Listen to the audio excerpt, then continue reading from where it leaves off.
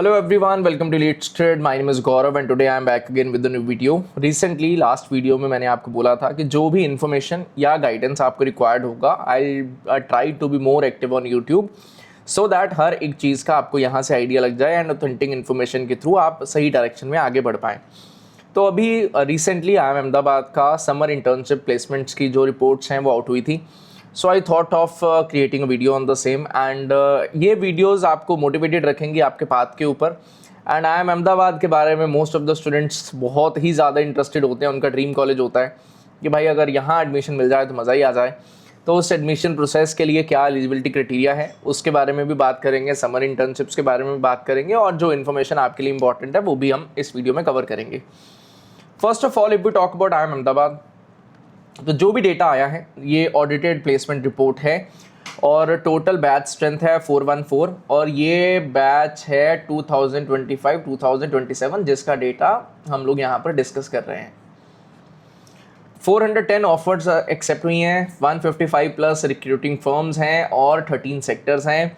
ये जो ऑडिट हुआ है ये B2K एनालिटिक्स ने इसको ऑडिट किया है रिपोर्ट को कि बिल्कुल ऑथेंटिक डेटा ये अवेलेबल है. देन आप यहाँ पर चेक कर सकते हो टोटल बैच स्ट्रेंथ था 414, 410 ऑफर्स एक्सेप्टेड, 100% प्लेसमेंट रिपोर्ट जो आप एक्सपेक्ट करते हो जी आई एम अहमदाबाद से. और कुछ 4 टोटल ऐसे पार्टिसिपेंट्स हैं जिनमें से 2 तो एंटरप्रेन्योरशिप के थ्रू आगे बढ़ना चाहते हैं और 2 लोग ऐसे हैं जो ऑफ कैंपस इंटर्नशिप्स लेना चाहते हैं. तो उन्होंने इन्वॉल्व नहीं हुए हैं इस सिलेक्शन प्रोसेस के अंदर. सिमिलरली अब ये स्लाइड बहुत ज़्यादा इंपॉर्टेंट है वो सारे स्टूडेंट्स के लिए जो एक स्पेसिफिक डोमेन में आगे बढ़ने का पहले से प्लान करके चलते हैं. तो जैसे कंसल्टिंग में आप अगर आगे बढ़ना चाहते हो तो भाई साहब टोटल 41% अप्रॉक्स जो टोटल ऑफर्स हुए हैं उसमें से अप्रॉक्स 41% कंसल्टिंग में ऑफर्स जो हैं वो दिए गए हैं. बैंकिंग फाइनेंस सेक्टर में 103 that is 25%, that is also a very big number. बहुत सारी अपॉर्चुनिटीज़ मिलेंगी. कंज्यूमर गुड्स FMCG सेक्टर में 34 हैं, दैट इज़ 8.3%. एंड बाकी सारे सेक्टर्स आप चेक कर सकते हो, IT, pharma, engineering, retail, media, manufacturing, others, ये आप सारे डेटा पॉइंट चेक कर सकते हो. अब कंसल्टिंग में बहुत सारी अपॉर्चुनिटीज़ हैं, टॉप की कंपनीज अवेलेबल हैं. मैं नेक्स्ट स्लाइड्स में आपको दिखाऊंगा बट एक आइडिया लेने के लिए जो भी लोग कंसल्टिंग में जाना चाहते हैं तो आपका one of the top notch option I M Ahmedabad में बनता ही बनता है. मोस्ट ऑफ द स्टूडेंट्स को पता होगा बट स्टिल जिनको थोड़ा भी अगर आइडिया नहीं है कि आई एम अहमदाबाद में किस तरह के रोल्स ऑफर होते हैं, क्या स्पेशलिटी है आई एम अहमदाबाद का, तो आप यहाँ से चेक कर सकते हो. Similarly if we move on to the next slide, आप यहाँ पर चेक कर सकते हो function wise distribution, consulting, finance, sales, general management, strategy, product, research, business development, systems, program management, operations, supply chain. तो जो मोटा चंक है जी वो यहाँ पर अप्रॉक्स यहाँ तक आते आते तक ख़त्म हो जाता है. उसके बाद जो रोल्स हैं वो कम रह जाते हैं. तो आप अकॉर्डिंगली डिसाइड कर पाएंगे. इन केस आने वाले टाइम में आप A, B और C तीनों को कन्वर्ट कर लेते हैं तो आप एक इनमें से पिक कर सकते हैं डिपेंडिंग अपॉन कौन से रोल्स में आप जाना चाहते हो, कौन सी ऑप्शंस आपके लिए अवेलेबल हैं. अब बात आता है जी सेक्टर वाइज कौन कौन सी कंपनीज़ हैं. तो आप ये चेक कर सकते हो मैनेजमेंट कंसल्टिंग में BCG, McKinsey, Bain and company and transformation and ops, investment banking and markets, consumer goods, FMCG, conglomerates, financial platform and services. आप चेक कर सकते हो, सारा डेटा आपके सामने अवेलेबल है. क्या क्या ऑप्शंस हैं, कितनी कंपनीज आ रही हैं, कौन सी बड़ी कंपनीज आ रही हैं, कितने ऑफर्स जो हैं वो दे रही हैं. अब जैसे BCG का बात करें 24 ऑफर्स उन्होंने दिए, मतलब 24 स्टूडेंट्स को वो पिक करके लेकर जा रही है. मैकेंजी एंड कंपनी है 17 and so on for the other companies as well. Now if we talk about location wise, तो आप लोकेशन वाइज डेटा भी चेक कर सकते हो. यहाँ पर Mumbai, Bengaluru, pan India, Pune, Hyderabad, Delhi, NCR, Gurgaon, others check कर सकते हो. इंटरनेशनल ऑफर्स भी हैं, 8 ऑफर्स हैं, 5 जापान, 2 हांगकांग और 1 सिंगापुर का. और stipend status 100%, all 410 offers with stipend. ठीक है, अब चलते हैं जी नेक्स्ट हमारे पास में पेज आ जाता है कि एलिजिबिलिटी क्राइटेरिया क्या है. ठीक है, तो एलिजिबिलिटी क्राइटेरिया के बारे में बात करते हैं. आपके पास में एटलीस्ट 50% मार्क्स होना चाहिए आपकी ग्रेजुएशन के अंदर. एंड अगर आप किसी SC ST या NC-OBC कैटेगरी को बिलोंग करते हैं, SC ST और PWD कैटेगरी को बिलोंग करते हैं तो 45% आपको 5% का रिलैक्सेशन वहाँ पर मिल जाता है. Similarly if we try to proceed further, आप यहाँ पर डेटा सारा चेक कर सकते हैं. अच्छा, ये वाला पॉइंट कि मिनिमम आपके जो कैट कट ऑफ्स हैं 2025 के लिए कैट की कट ऑफ्स जो थी that is 95 overall score, 85 section wise. अगर आप PWD category cat cut off आपका नीचे हो जाएगा अगर आपका ओवरऑल परसेंटाइल 85 होगा और आप पीडब्ल्यूडी कैंडिडेट हैं प्लस जनरल और ईडब्ल्यूएस है तो 85 आपका ओवरऑल कट ऑफ होगा और सेक्शन वाइज 75 परसेंटाइल्स होगा। सिमिलरली एनसी ओबीसी के लिए आप ये डेटा चेक कर सकते हो, एससी एसटी के लिए, एसटी के लिए ये डेटा। अब बात ये है कि क्या इतना परसेंटाइल अगर मेरा आ गया तो मैं एलिजिबल हो जाऊंगा? नहीं, ऐसा नहीं होता। आपका इतना होना चाहिए सो दैट आपका पॉसिबिलिटी बने, अदरवाइज आप डायरेक्टली एलिजिबिलिटी क्राइटेरिया से आउट हो जाते हो। आपका 94 परसेंटाइल्स बनता है ओवरऑल और 95 का कट ऑफ है तो आप बाहर हो जाओगे उस सिलेक्शन प्रोसेस से, आपको काउंट नहीं किया जाएगा। आपका बाकी सारी चीज़ें बहुत अच्छी हो सकती हैं बट अगर यहाँ पर प्रॉब्लम आया then it is a problem, आप आगे नहीं बढ़ सकते हो।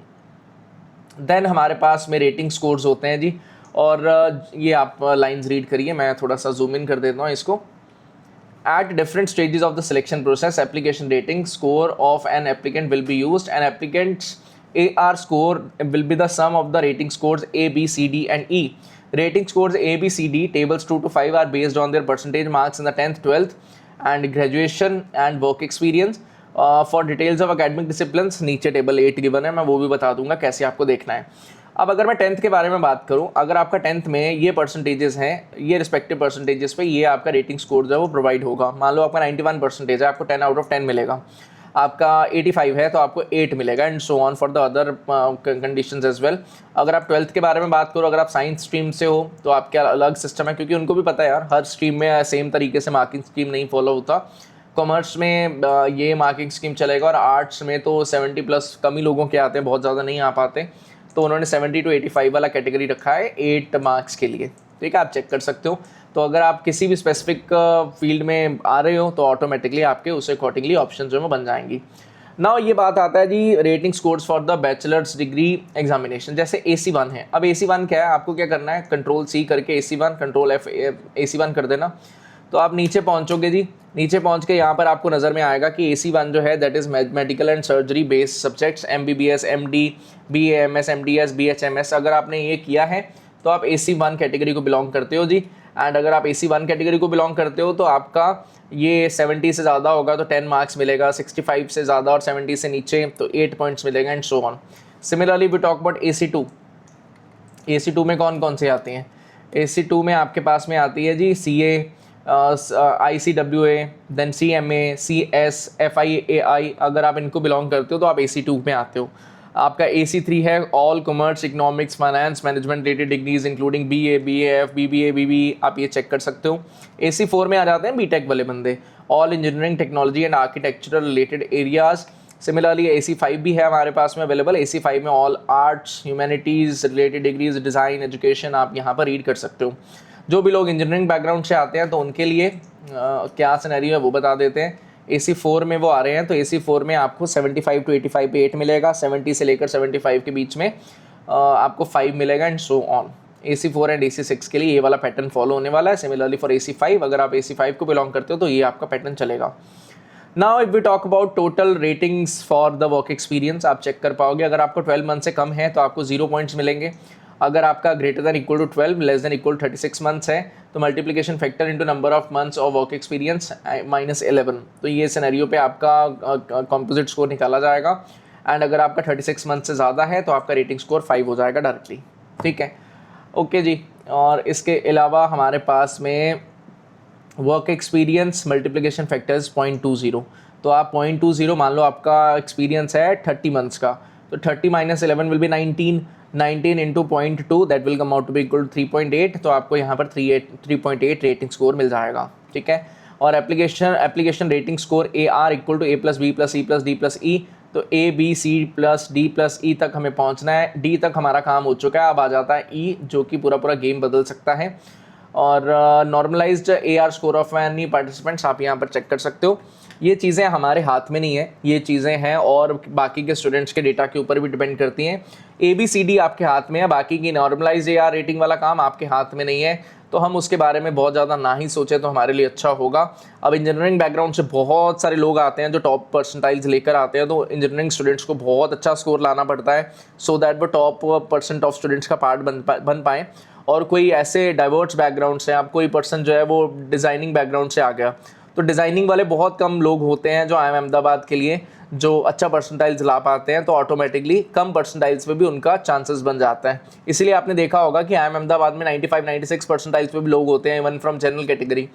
तो ऐसा होता है, उनको एडवांटेज मिल जाता है क्योंकि उनका डाइवर्स बैकग्राउंड होता है। सिमिलरली अगर आप BCom से हैं या इंजीनियरिंग बैकग्राउंड से हैं, तो बहुत सारे लोग अच्छा परसेंटाइल ला रहे होते हैं, तो आपके चांसेस थोड़े कम हो जाते हैं। ठीक है, जितना अंदर घुसते जाओगे उतना कॉम्प्लिकेटेड होता जाएगा, तो उस चक्कर में ना पड़े। वापस आते हैं तो हमारे पास में कुछ बेसिक चीज़ें, वो आई होप सो आप यहाँ पर रीड कर पा रहे हो, सारा का सारा डेटा हमारे पास में अवेलेबल है। एंड इसके अलावा प्लेसमेंट रिपोर्ट, जो सबसे ज़्यादा मज़ेदार चीज़ है जी। भाई साहब, सबको चाहिए तो पैसा ही अल्टीमेटली, तो वो पैसे का सिनेरियो क्या है, ये 2024-2026 बैच की प्लेसमेंट रिपोर्ट्स हैं, क्योंकि उन्हीं का प्लेसमेंट हुआ है रिसेंटली। तो टोटल स्टूडेंट्स प्लेस हुए हैं 395, placement success rate 100%, companies participated 178, job roles offer 261, highest package 65 lakh, average salary 35.22 lakh, median salary 34.53 lakh. बड़ा नंबर है जी, अच्छा करा है स्टूडेंट्स ने। और उसके अलावा आप यहाँ पर ये कंपोनेंट्स भी चेक कर सकते हो, इससे आप आइडिया ले सकते हो काफ़ी चीज़ों का। मैं लिंक्स कमेंट सेक्शन में पिन कर दूंगा सो दैट आप देख पाएँ। ऑफर्स भी आप देख सकते हो, Boston consulting group 35 offers, Accenture strategy 31 offers and so on, Goldman सैक्स 9 ऑफर्स, और मल्टीपल ऑप्शंस हैं, आप यहाँ पर चेक कर पाओगे। अब ईजी के स्टूडेंट्स ने CAT 2025 के थ्रू कैसा परफॉर्मेंस दिया उस पर चलेंगे, लेकिन उससे पहले अगर मैं प्रोग्राम फीस के बारे में बात करूँ तो 23 से 25 लाख है, और लिविंग एक्सपेंसेस 3 से 4 लाख, लगभग 29-30 लाख के आसपास का पड़ेगा ये। और मीडियन फर्स्ट ईयर सैलरी आपका 34.53 लाख्स है, आफ्टर टैक्स टेक होम आप 24 लाख्स तक ले जाओगे। और चेक कर सकते हो डेटा, मतलब समझ में आती हैं चीज़ें कि यार मैं जिस पाथ पे चल रहा हूँ उसके अंदर का सिनेरियो क्या है। अब IIM अहमदाबाद का रिजल्ट हमारे लिए कैसा रहा, कि जो लोग इस ईयर MBA ज्वाइन करने जा रहे हैं, PG प्रोग्राम ज्वाइन करने जा रहे हैं, उनका क्या सिनेरियो था। तो भाई साहब, हमारे पास में टोटल 31 स्टूडेंट्स हैं, ये पोस्टर में टोटल 25 स्टूडेंट्स हैं जिन्होंने IIM अहमदाबाद कन्वर्ट करा था उस टाइम तक जब तक कन्वर्ट हुआ था, जब फर्स्ट लिस्ट आया था। उसके बाद में 6 लोग और ने कन्वर्ट करा है। और इस लिस्ट के अंदर क्या क्या एडेड है, इस लिस्ट के अंदर आपका EG ID, जिस ID से वो यूज़र इनरोल्ड होता है, उनका नेम, और टोटल 25 स्टूडेंट्स हैं। और इसके अलावा मैं जो अपडेटेड डेटा है वो भी शो करना चाहूँगा आपको। अपडेटेड डेटा आप यहाँ पर चेक कर पाओगे। टोटल स्टूडेंट्स जो हैं वो बढ़कर 31 पहुँच चुके हैं जिन्होंने IIM अहमदाबाद को कन्वर्ट किया था। तो स्टूडेंट्स जो भाई साहब कन्वर्ट कर रहे हैं, एंड आपके भी चांसेस कन्वर्ट करने के बनेंगे, बट वो बनेंगे कब, जब आपने एक्चुअल में उसके लिए बहुत ज़्यादा एफर्ट्स दिए होंगे। तो रास्ते में रुकावटें बहुत सारी आएंगी, पढ़ने का मन नहीं करेगा, मार्क्स शायद नहीं आएंगे, कॉन्फिडेंस डाउन हो जाएगा, तबीयत शायद ख़राब हो जाएगा, अप्स एंड डाउन से भरा हुआ जर्नी आएगा। और ये जो IIM अहमदाबाद में आप नेम्स आप पढ़ पा रहे हो, ऐसा नहीं कि इन सब का भी प्रिपरेशन बहुत बढ़िया ही चला था, ऐसा कुछ नहीं है। प्रिपरेशन के अप्स एंड डाउन्स आते रहते हैं। आप उन अप्स एंड डाउन्स के साथ में खुद को कैसे मैनेज करते हो, कैसे आपका प्रिपरेशन स्टाइल रहता है, क्या आपका एटीट्यूड रहता है towards your life and your preparation, उसी से डिसाइड होता है कि आप कैसा कर जाओगे। So I hope so I have made all the points very clear. IIM Ahmedabad का सिनेरियो मैंने शेयर करा, और भी कॉलेजेस की मैं अपडेट्स डालता रहूँगा। That will be all from my side. Thank you, bye bye.